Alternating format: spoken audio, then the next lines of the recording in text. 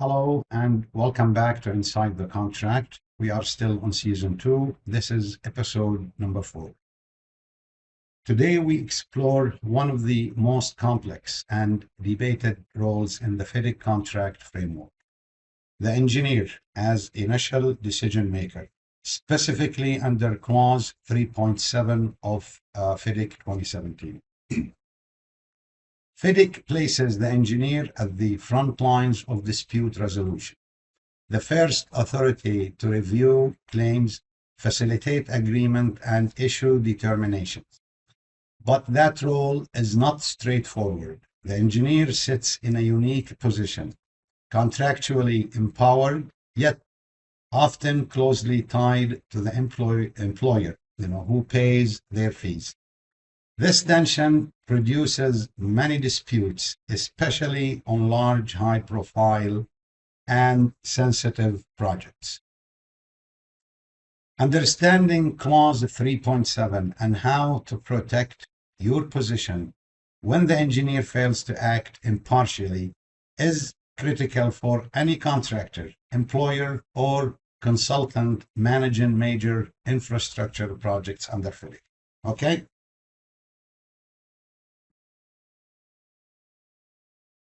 The engineer's dual role is one of FIDIC's most controversial aspects. First, engineer works as contract administrator. On the one hand, the engineer performed classic project management duties, such as issuing instructions, approving drawings and materials, supervising works, reviewing programs, and monitoring progress. Okay, these activities are inherently aligned with the employer's commercial interests.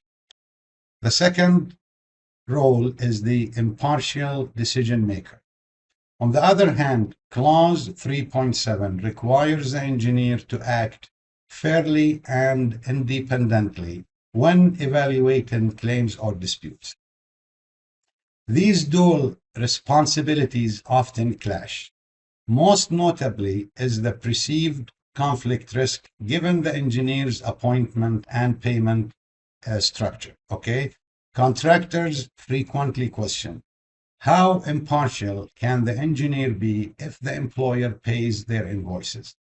However, the contract requires impartiality. This is not optional, and failure to act neutrally has consequences later in the dispute process. Okay?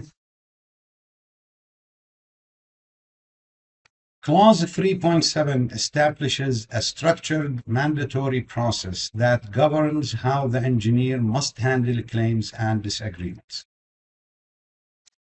The engineer must first consult both parties to reach agreement. This is the first mandatory step. The engineer must genuinely engage with both sides and not simply inform them of a pre-decided view. Second, make a fair determination if no agreement is reached. Determination must be based strictly on the contract and relevant facts. They must consider all submissions, not selectively.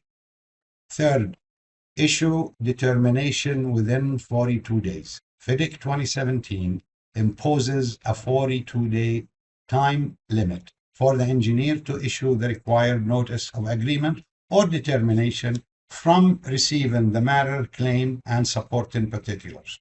Of course, unless the contract allows an agreed extension. Fourth, ensure transparency in reasoning. Determinations should be reasonable and explainable. Clause 3.7 gives the engineer a quasi-adjudicative role, not mere project administration. But many engineers do not fully appreciate the legal weight of their responsibility. Okay? The distinction between consultation and determination is not a mere formality. It is a core requirement of fairness. The consultation phase, the engineer engages both parties to explore resolution. Clarifications, meetings, workshops, and cross-review of evidence should occur. The goal is to avoid formal determination by reaching agreement. Okay? For the determination phase, only after consultation fails, the engineers shift into independent evaluation, contract interpretation, written determination. The common breach in practice is many engineers skip the consultation phase entirely, either due to workload or employer influence. They jump straight to a determination, often brief and one-sided. DAABs and or tribunals often scrutinize whether the clause 3.7 procedure was allowed, to follow thoroughly.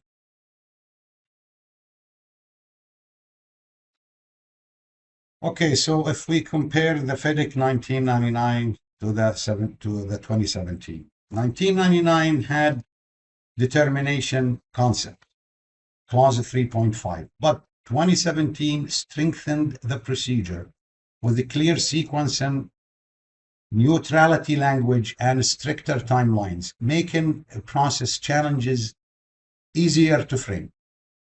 In FIDIC 1999, the engineer's role as a neutral decision maker existed, but lacked procedural clarity.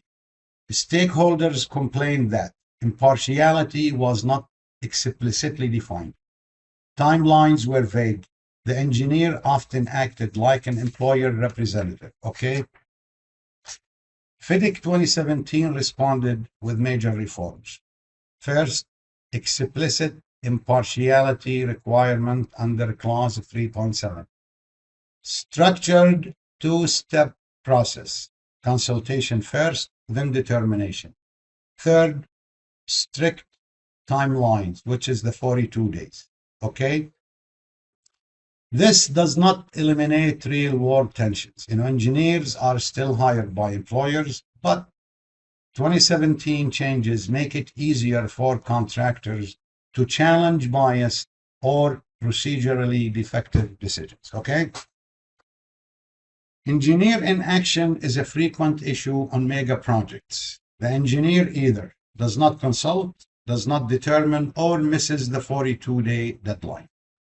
Failure to issue the required notice within the time limit is typically treated as deemed rejection or deemed determination, allowing the dissatisfied party to move forward with the contract's dispute steps. Examples, notice of dissatisfaction or referral to DAAB as applicable. This mechanism prevents bottlenecks. Engineers cannot bury claims. Employers cannot use silence to delay resolution. Contractors have a clear escalation route. Okay?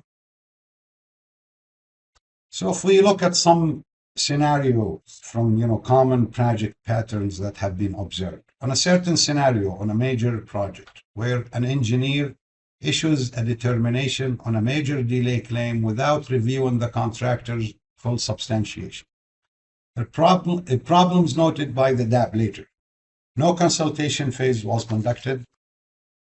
Key evidence submitted by the contractor was not examined.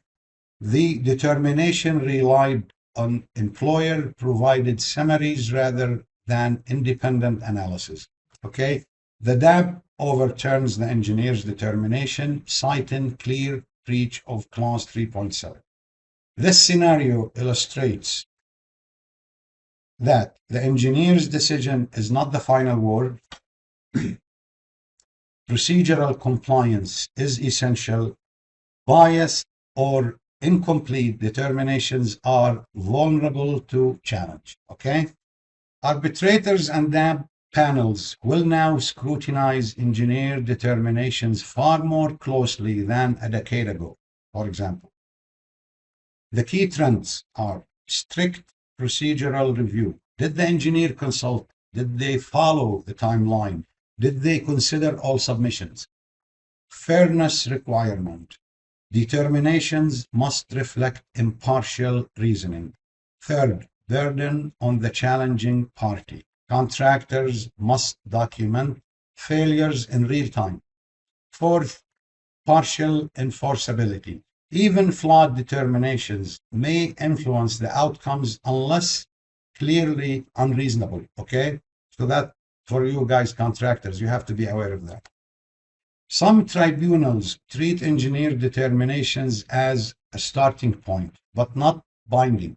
If consultation was skipped, important evidence was ignored, determination reflects employer bias, or the engineer relied on irrelevant factors.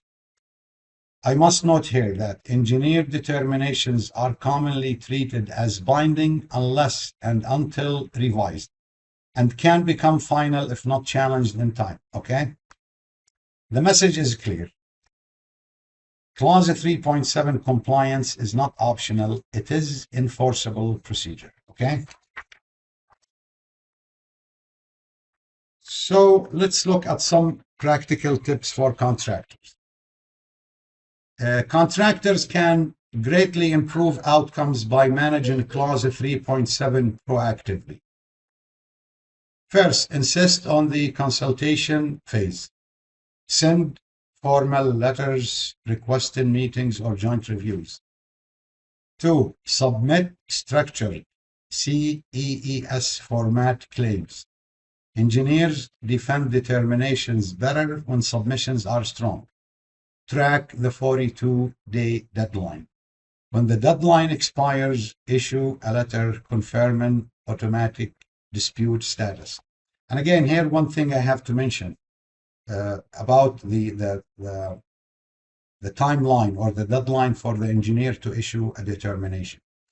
In the 1999 framework or 1999 books, I heard some people noting that there is no clear timeline.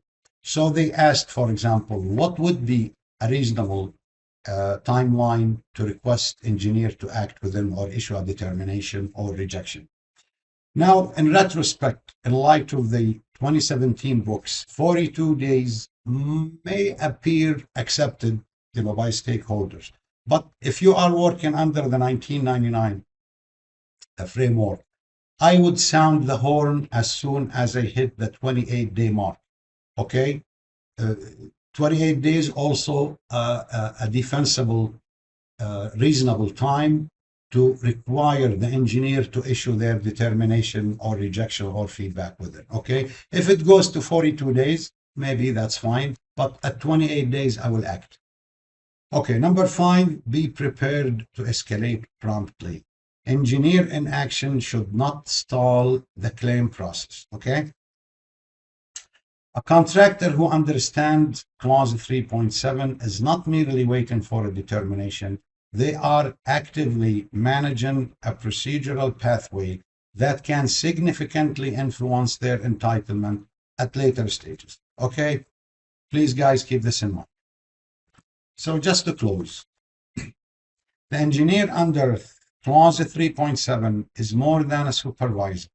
They are a gatekeeper of early dispute resolution. But the system only works when the engineer acts fairly and independently. Consultation is real, not symbolic. Determinations are reasoned and timely. Contractors assert their procedural rights. Okay? Meeting this process helps avoid escalation, protects entitlements, and ensures that claims progress professionally through the FIDIC dispute ladder. Okay?